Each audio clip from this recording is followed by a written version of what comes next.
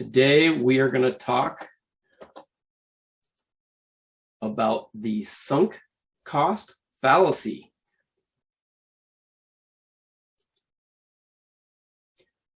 As entrepreneurs, a primary goal is to make optimal, rational choices when we invest our valuable time, money, and resources.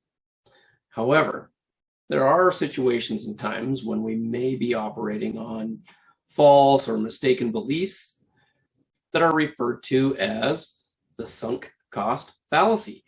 Being aware that this phenomenon exists and how we can be influenced by it can make a profound improvement on our business, personal decision making. A sunk cost is a cost that has been expended and cannot be recovered. As the name implies, it is sunk. A sunk cost can be thought of as retrospective or backwards looking.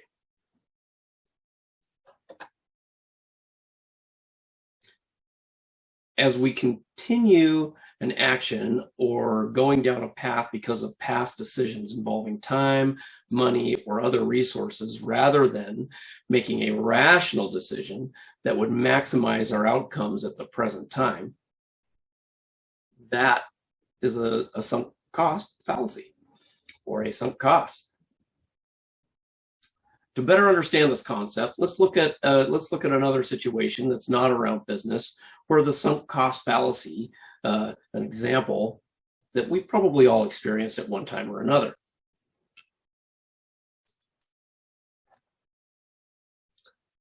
Imagine we've gone out to a nice restaurant, we've ordered a big expensive meal, and therefore, we have committed to pay for it.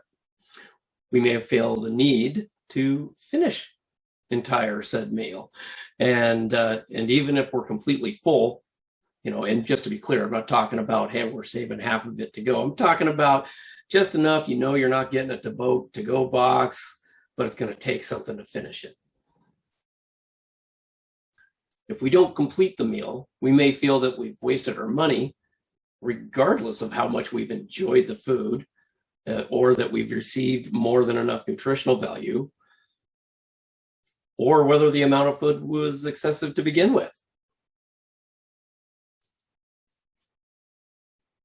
Rarely would we question if this is rational thinking, or if this belief leads us to an optimal outcome.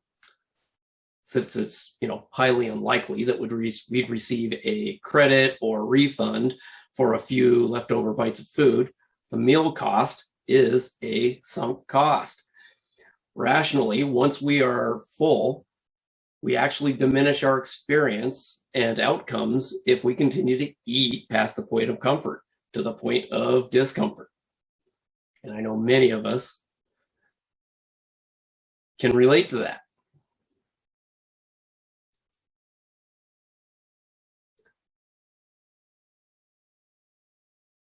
So are you faced with this fallacy on a regular basis? So continuing relationships with unprofitable customers. Let's look at that. How many times have we kept a customer who we know is not profitable and is clearly not enjoyable to work with? However, we may be telling ourselves that we've invested a lot of time and effort to acquire their business. Maybe we've been doing business with them for a long time. How do we think this through to make this a more optimal decision? Well, first we start by recognizing that the investment of time and money it took to gain their business is a sunk cost. Also recognize that all of the businesses that we have done with, or all the business that we've done with them in the past, whether profitable or not, is a sunk cost. It's in the past. So we can also maximize our outcome by evaluating prospectively. So consider such factors as, well, I'll list some other factors, but let me say that another way, is to be forward-looking, or looking forward without regard to whatever those sunk costs are. And again, sunk costs aren't always money. It's time, training, resources, whatever it might be. So we can ask ourselves, is the business relationship profitable? Does the relationship give or take your energy? Do they fit your ideal or next level profile for a customer? Does it use your pinnacle gift? Pinnacle gift is really just kind of clarity around the strengths, the stuff that you do best, gives you energy, gives you the most return in what you do. So as an entrepreneurs, we all have that. Considering these and other factors important to you, would we make the choice to do the business with them again today, knowing what we know now? So that's something that we would take into consideration, right? Knowing what we know now, would we start that relationship brand new today? Now let's look at business costs and investments. So let's consider times when we have invested in our business, and then at some point in the future, with more information, insight, and awareness, we realize that we have outdated equipment, ineffective employees, unused facilities, inadequate software, or had a similar issue. We may be tempted to hold on to one or more of these things because we've invested a significant amount of time or money, and it would feel like we are throwing our money away. As with the previous situation involving unprofitable customers, when we evaluate the situation prospectively and do not consider the sunk cost, we are more able to make better decisions. Many times, the results of holding on to sunk costs and not making prospective-based decisions can be extremely limiting to future opportunities and can sometimes be fatal to our business survival. So entrepreneurs are constantly making choices about how to invest their time, money, and resources. Being aware of the sunk cost fallacy and how it can distort rational thinking will lead to better business and personal choices, and better choices will lead to more successful outcomes in business and in life. A sunk cost is a cost that's been expended and cannot be recovered. They are retrospective and past-based, so it's something that's already happened and we can't recover it.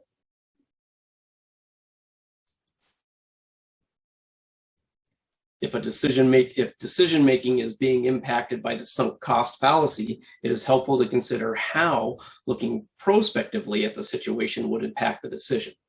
So no matter what you've done in the past, can we take this moment in time and now look forward?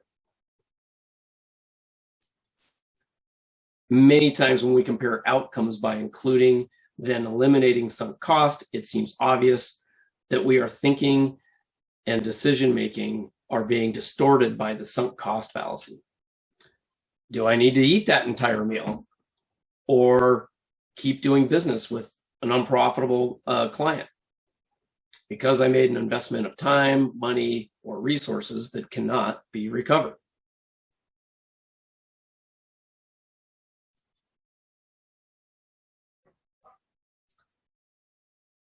Action steps.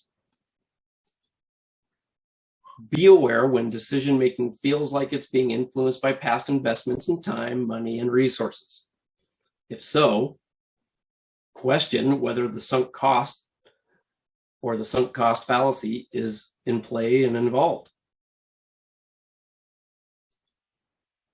Determine what the decision would be looking prospectively without regard to the past, retrospective sunk costs. Evaluate whether this would lead to a more optimal outcome. Seek outside input to gain additional insight and perspectives. Often, people who are not tied to the past investments of time, money, and resources can see the situation more clearly. That's why coaches are great.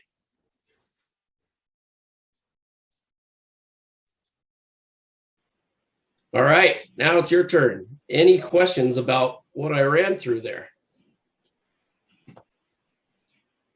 Jim.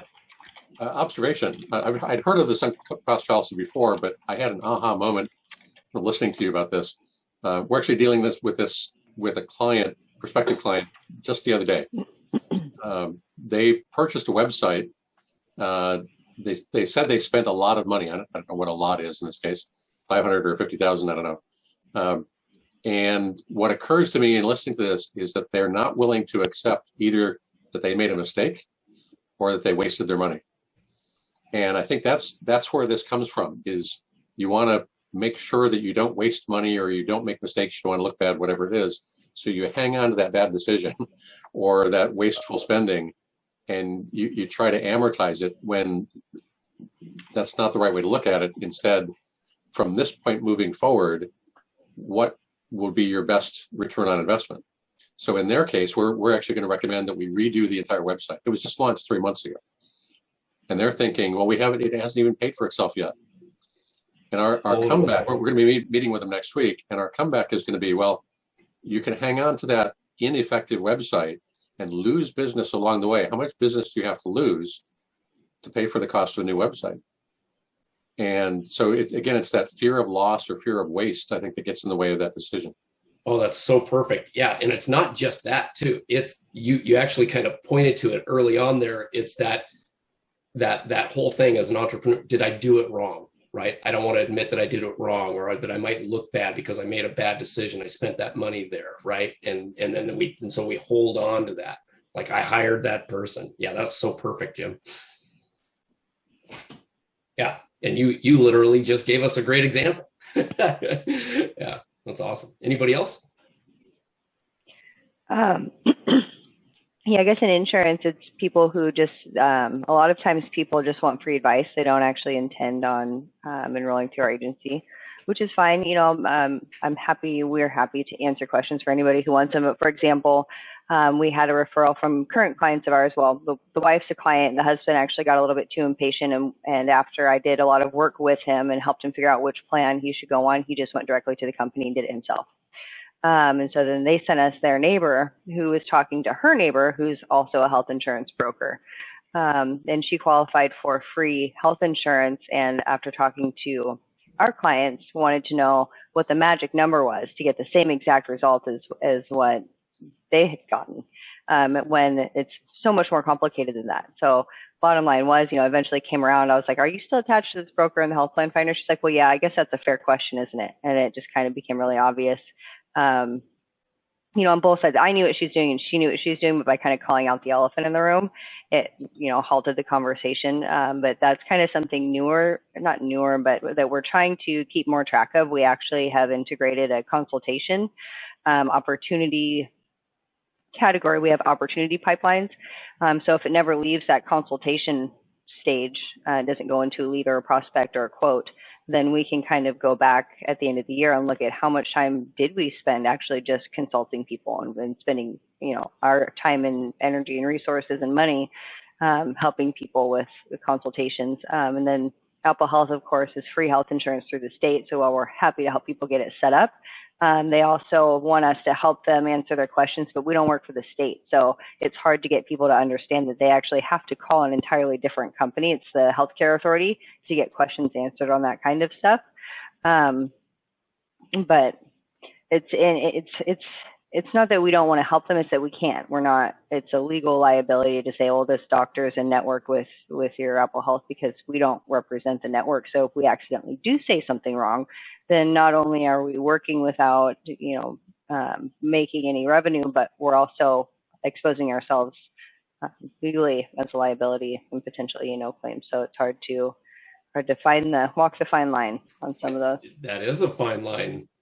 That's first of all, it's really great. Like, you're so willing to, as a company, right? Yourself really willing to work with people, right? Help them you want to, that's always that. I got that from our one-to-one. There's a real commitment to really helping people. Certainly is, finding that line of, what's their intention? Where are they going? Right. And how much time have you guys put in? That's certainly a sunk cost there. Yeah, Jim. It reminds me that there's an adage in sales and marketing that people make decisions emotionally, they justify them rationally.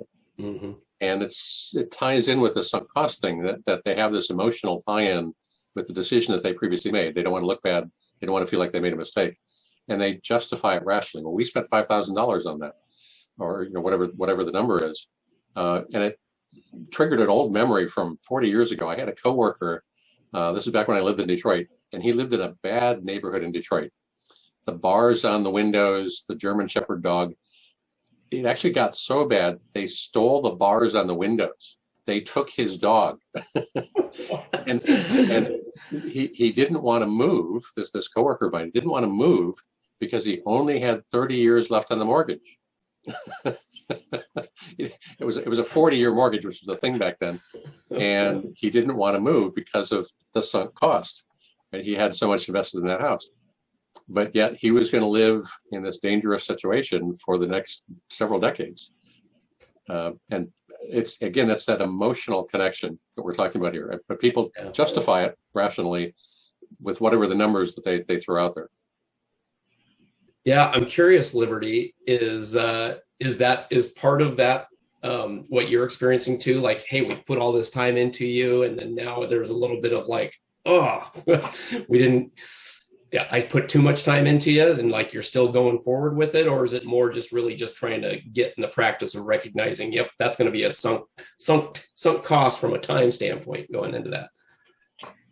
Well, I mean, the longer somebody, it depends on the length of time, right? Because anybody could potentially go into a qualified health plan, which is commissionable, or, start group insurance or something like that. So it's just a matter of, where's the ROI come in versus, how much time has been spent, and then how much time is it going to take to recoup and then move it to a profitable margin. Yeah. So, yeah. Are you building a foundation with that person for later maybe, or is it, there's no chance and it is a lost cause type of thing, is figuring that out? Yeah. That's gotta be tough. Well, you two make a yeah. good And point. we have, sorry, Liberty. go ahead. I would say you two make a good point in that sunk cost doesn't mean necessarily financial cost. Oh no. It can also be time cost. So that, and you bring up a good point, where how many times have any of us spent too much time with a prospect and then said, well, we've already got this much time into this situation, let's just keep going, when you realize it's going to be a losing proposition from that point anyway. So, but you don't want to give up because you spent so much time on it. Yep. Well, I imagine, Don, you can probably speak to that too, of working with employees or teachers or whatever, and you've put in a lot of time with them, and then it's like, yeah, what's that look like going forward? Yeah, and remember, we're a nonprofit too, so the sunk costs of, we are constantly reviewing our balance sheets, and it's as somebody who runs right on the margin, I always have to answer to pretty much everything we spend. And it comes back to time too. And it is, when you're dealing with teachers and employees, sometimes you do look up and you go, it's just time to sever the relationship. And those are really hard to do, especially even working with somebody really closely for 2 years, but they're not realizing what they should be doing or what they need to be doing from my perspective. Yeah, those are hard calls, because you do have a lot of time invested, and it's not wasted time. I never look at that as wasted time, but it is still a difficult thing when you look up and go, yeah, it's probably just time. We need to not do this anymore. We've had families that come into the school with the same thing. The kid just isn't buying into the system. They're not doing it. You work with them, and finally you just pick a date and you say, I just think this isn't working. So it is. It's a hard line to find. So I guess, what solutions have you guys found to try and maintain, nobody wants to be rude. You don't want to be that guy that's like, oh, you're not profitable, bye. So, it's like, even on the group insurance side of things, we charge a fee for groups if there's 4 or less enrolled employees. And that's because the commission per enrolled employee, regardless of how many family members are employed, so the premium's bigger for the insurance company, but it's just enrolled employees. So it's, with Regents, it's $5 per person per month. So we could potentially make $60 a year. So that's not a sustainable business model. So we charge a fee of $500 for those groups, because it takes a lot of time. But we don't charge that fee until the group, the application's been submitted and it's been approved. And by that time, we're already 6+ hours in to the process. And sometimes we get to that point where it's like, yeah, I think I'm going to do this plan. And then, it dissipates. And for whatever reason, they just decide not to move forward, or they get too busy. They've got too much going on, whatever the lost reason is that we didn't close it. So we're trying to figure out how do we start charging for the initial quotes, and then the other half, when we implement, or we're trying to figure out how to find a solution to that. I think to partially answer your question, I think in terms of how you address this, the biggest part of the solution, Gary hit on this, is awareness. We all tend to sort of get stuck in our own sort of tunnel vision, right, with the blinders on. And it's a matter of stepping back and seeing what actually makes sense from this point. You have to weigh in. You have to factor what's happened in the past, but at the same time, what's the best decision now? It may not be the same decision that you made yesterday. Yeah. Yeah, and and said another way too. It's that practice of awareness, like being aware of like you're in that situation, right? Ooh, there's a lot of time spent. What is this? What is it? Now, if I take that step back that Jim was talking about and look forward from this moment forward instead of how much time I've just spent, right? And like, does this work, right? And does it work to go forward? Does it make sense? Is it the type of thing to move forward with? And yeah, but whether you're talking about somebody like Don was talking about, like I've worked with this person closely for 2 years. I like them as a person. I've got all this. But as an organization, standing in your commitment, you've got to make that call, right? You've got to say, hey, look, looking forward, this it doesn't matter how much time we've spent, what we've done. That's all valuable time. Hopefully it was valuable for them. It also taught me something, whatever it is along the way, and be able to make that move is super important. And I would say with you, Liberty, it's probably similar. It's similar, different context, right? It's like, we've been talking for 6 hours. It's clear to me that we're not actually going to move this to whatever that next stage is. And maybe you need to, put it back on them. It's time for you to really evaluate what you want there. We're happy to do business with you, but it needs to look like X, Y, and Z rather than just kind of taking up a lot of that time. Yeah. How about John? You got a good example from your industry? Come on. Too many. Give us a good one. I have a tennis example. I've sunk a lot of time, money, and costs into developing this guy who recently wanted to join and play with me here and there, and he's just not improving. He's getting worse, and I don't know what to do about it. I'm thinking of, I got too much cost sunk into him. And is it anybody that we know? Is it anybody that we know, John? Is it somebody on this call? No, Don's great. He's getting better. We're playing tonight, right, Don? Where are we playing? Notice he took a big sip there. Getting ready for you, John. All right, stretch out. No, I was right. I'm only here to write down cool little adages that Jim throws out, his little nuggets. So I'm just writing those down. But no, that's great. Our office is we have extreme me on one side where I hang on to the bitter end. And then we have Deborah. I love Deborah. She's an attorney. She cuts people off. She's like, bam, you're not paying your bill. Bye. See you. And I'm like, no, hang on. Because I've been rewarded before by hanging on. We also, but it's a fear thing. I don't want a bad Yelp review. So I hang on, and there's sunk costs there. But it's usually a client who owes us money. And a lot of clients think, but I've already given you a lot of money. It's like, yeah, well. Like going to a car dealership and saying, I already bought one car. I already spent a lot of money on one car. Now I want a second car for free. So yeah, I have a lot of fear about cutting people off. There's rules too for us. Like sometimes we have to ask permission to quit, to get rid of that bad. Oh, really? Yeah, sometimes. And then you worry about, malpractice. Clients will say, well, you quit my case. I'm going to sue you. I mean, usually it's invalid claim, but you still fear it. So yeah, there's too many examples. Today's meeting, I'm going to make a list of people and just cut them all off. There you go. Great. By the way, Look forward. Keep looking forward. Yeah.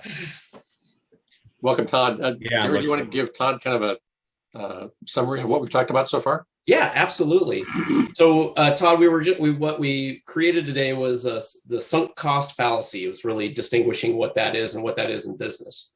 And in short, what that is we've put a lot of time, money, training, upgrades into whatever it might be in our facilities, software, or anything like that, and we are attached to that, right? And we don't move away with it. So, in the example of a client, we've got a client that you're working with on a regular basis, and you've worked with them for years, but they're not profitable anymore, and they're not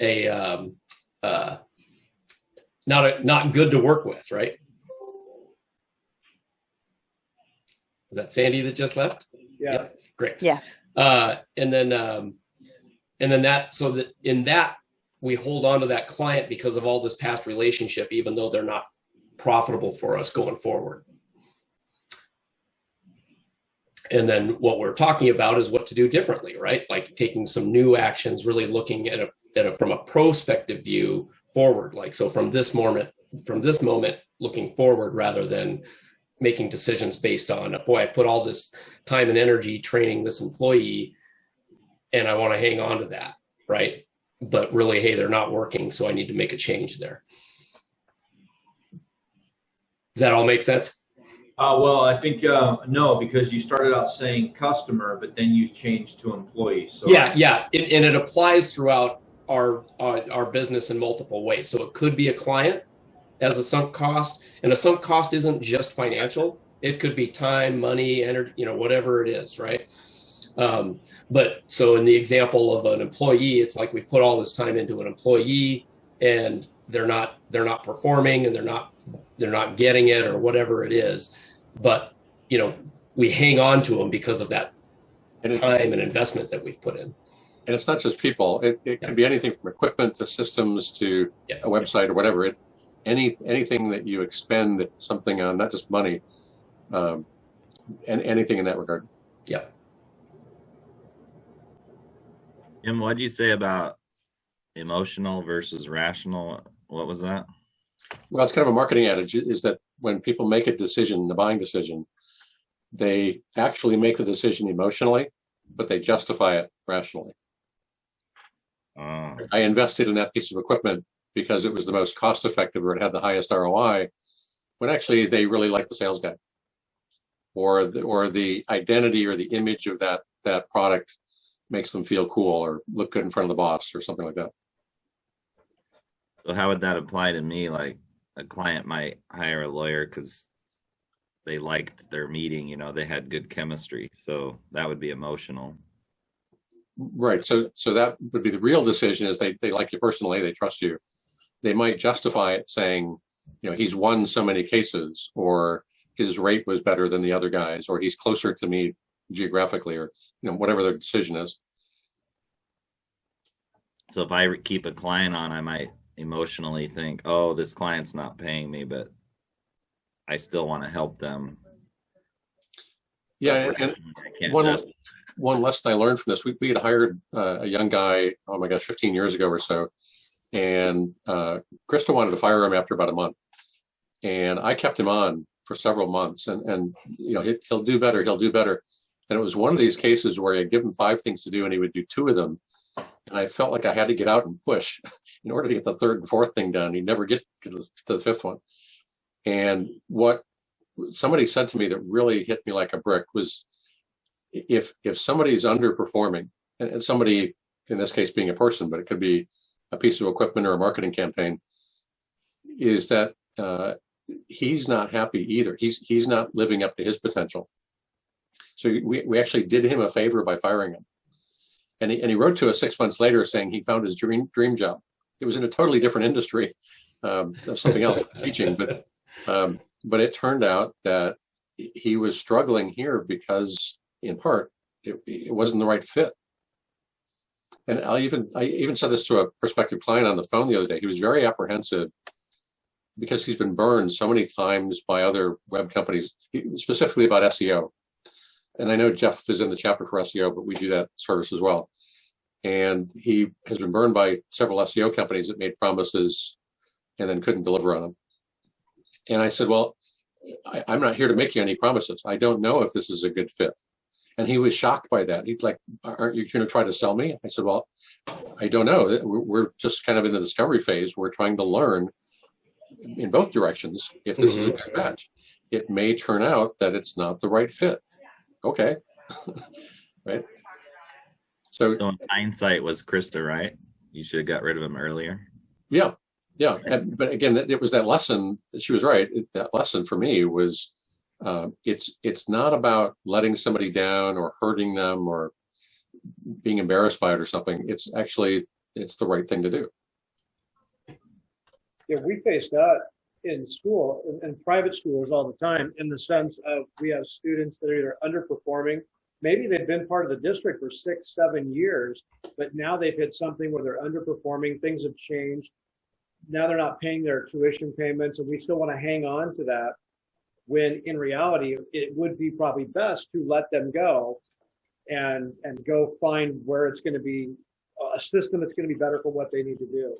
And it's a hard calculus to run, because it's a pull on the emotions, as well as, I don't want the bad rating, because I know that an unhappy customer in my industry could cost me 10 to 15 students. And that could be even of existing students, not just potential. So it's always that counterbalance. And Liberty, it's how we deliver the message.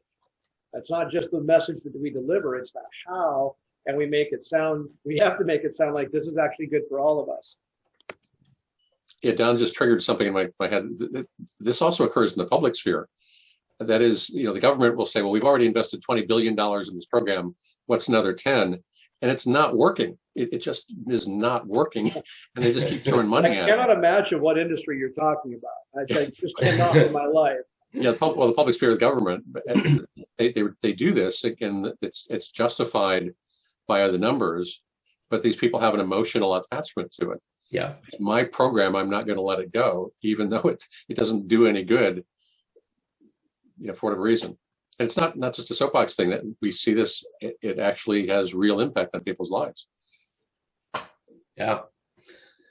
Yeah. Elena, Todd, do you guys have, either of you have an example of maybe a sunk cost that you've dealt with?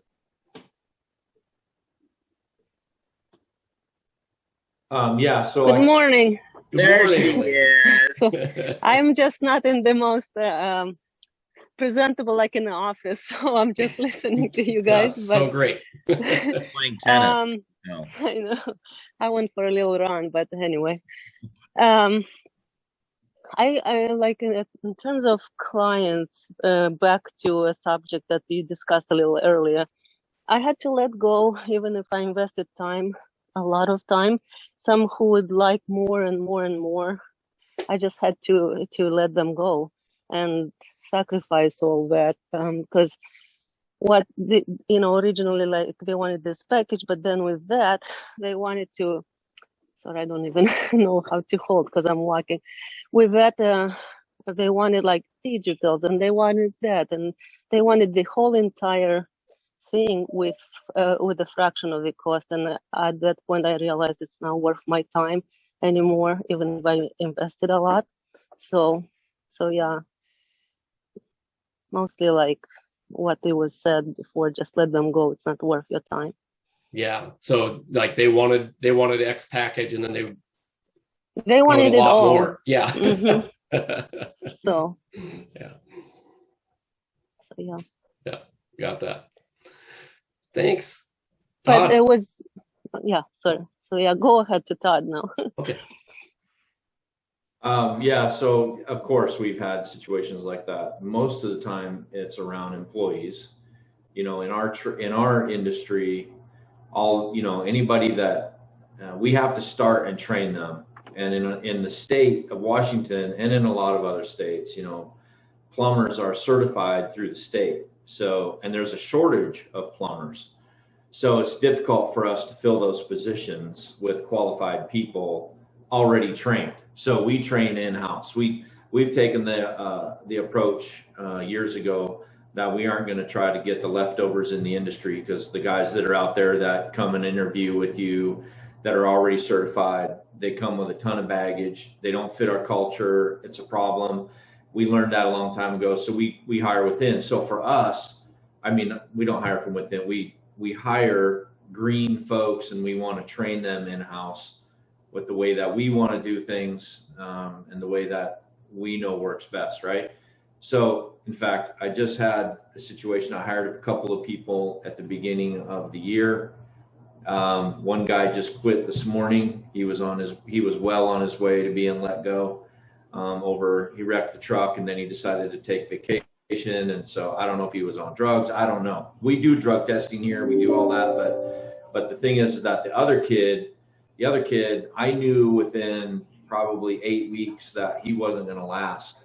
He wasn't going to make it in the trade. He wasn't going to be able to perform. And but he had such great motivation that I found myself, and my operations manager kept saying, let's just give it a little more time. You know, we're here to help people. Let's just give it just a little more time. And the journeyman that he was working with said the same thing. A little more time. I think he's going to get there. Just give it a few more minutes. And so we had to let him go. After about 4 months, we let him go. But you know, we have to go through the process to know. In our trade, we can't. There's nothing I can do to know before you hire somebody. You know, maybe some of you can, maybe you can't. I don't know. But there's no way for us to know until we get them out there to find out what kind of abilities that they have or don't have. So it's kind of a shooting gallery. You know, Gary, one thing I think is really interesting is that I think intuitive, we all know the emotional investment that we have, but it takes days like this for me to then start thinking about that again. Mm-hmm. You know, because I'm literally in the middle of doing my annual reviews, and how I word things in that, even there's emotional charge, positive and negative, even within that. And so this is really interesting in my world, because the timing is I'm doing these, and now we're talking about this sunk cost idea and the emotional attachment investment, and just has me thinking about the idea that I think I know these things, but we just don't think about it in those terms. Yeah. We are not trained to look ahead, right? Like from this moment forward, we are often always looking at what have we put into this? It's always about that investment, whether it's emotional, financial, or whatever, right? Like it can be very difficult to retrain ourselves to like look from this moment going forward. Right. Well, this is the perfect commercial for a coach. And the reason for that is that you don't have that emotional tie that we do to our own decisions, and you can approach things objectively. We run into this with looking at clients' marketing, or Don, I'm sure you see this with the school kids, mm-hmm. right? The parents could say, "Oh, little Johnny would never do that," but he's got a history of acting out, right? Right. So yeah, we can all see somebody else's problems a lot easier than our own.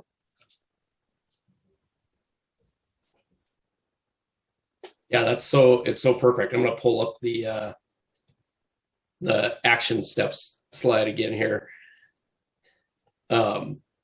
Just to kind of look at that, right? Like it is, be aware when the decision-making feels like it's being influenced by the past, right?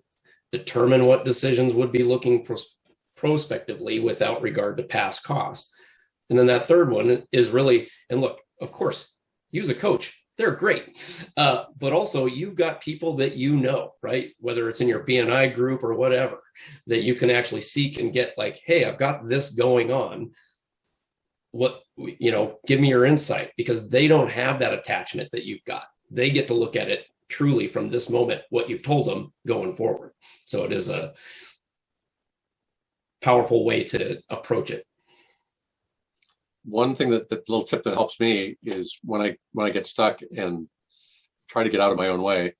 I used to work for a boss I really admired. The guy was very sharp, very rational, always made great decisions, was a good business person. And I always wonder, if he was in my position It's sort of a WWJD, but in this case, what would John do? Different John. And it's sort of getting out of your own head, getting out of your own way. It's hard to do.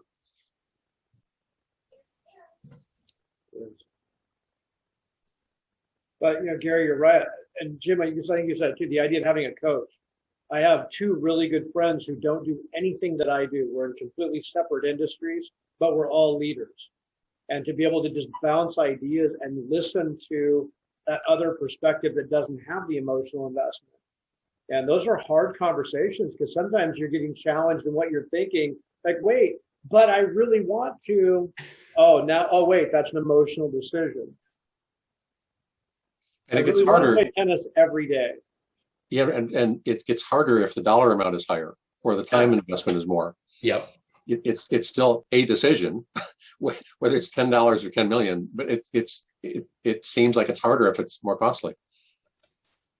Yeah, I can, it's so crazy because I can think of like a particular employee I've had in the past that literally followed me from place to place because they were so trustworthy, reliable, and just really, had a lot of like awesome skill set, and and it was just fun to watch them grow and mentor them and have that come along.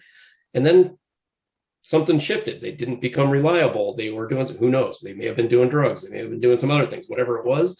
But like to have somebody that had been working for me for 5+ years, whatever it was, and was a really dedicated employee, and then have to look at like, hey, what's going on right now and move forward. That can be a really tough separation, right? Like, yeah, boy, that ain't working, and we really you gotta, this is something I haven't talked a lot about yet, but it is, our responsibility, whether it's Don at the school or Jim in his business, like we're literally the voice for our business, right? We are the voice of our business. If it could speak and it could say, that's our responsibility. Often managers, owners, we get caught up in that emotional side of making decisions. And again, past-based decisions rather than looking forward. And sometimes the best decision is no decision. Yeah. I think a lot of times people feel compelled to make a decision. And sometimes the way to handle it is just not decide. Just sort of put it off and sort of see what happens. Yeah, so true. I got to have lunch with clients yesterday. It was so great. And it was just a thank you lunch. They were buying us lunch, consulting startup clients. And they are dealing with stuff, right? And it was just, and that was exactly what I told them, Jim. I said, I really get it. Like, you guys are having to decide something. You're really like dealing with something. I said, and is there any reason that it has to be decided right now? Can you both like sit back and relax about it a little bit and really look at it and really choose instead of like trying to decide, right? Really choose powerfully, have something that makes sense for everybody, and instead of like, it's going to be awful. There's something, have any of you been through Landmark training? Have you ever heard of Landmark? Okay, so Gary, you've been through it? I'm a leader. Oh, okay. Yeah. Chris and I did that for years. And one of the key foundational components there is just that choice. Yeah. And one of the exercises, without giving away the story, is let's say you're confronted with picking an ice cream cone, chocolate, vanilla, choose. Yep. And then the leader will ask you, so why did you choose that? Well, I like this better. No. What it comes down to is you made a choice. And everything you do is a choice. So people choose to be attached to stuff. People choose to work with that wrong employee. And when you start looking at life, at everything as a choice, man, that really shifts perspectives. Yeah, gives you power, right? And then exactly. and kind of distinguishing choice between deciding, like the root of deciding is to kill, right? To decide, to kill. And so often we get like, when I've got to make a decision, it occurs as like, oh, I've got to kill something to do this, rather than a choice is really I'm choosing to do that, and nothing bad has to happen in the process. I have to versus I get to. Yeah.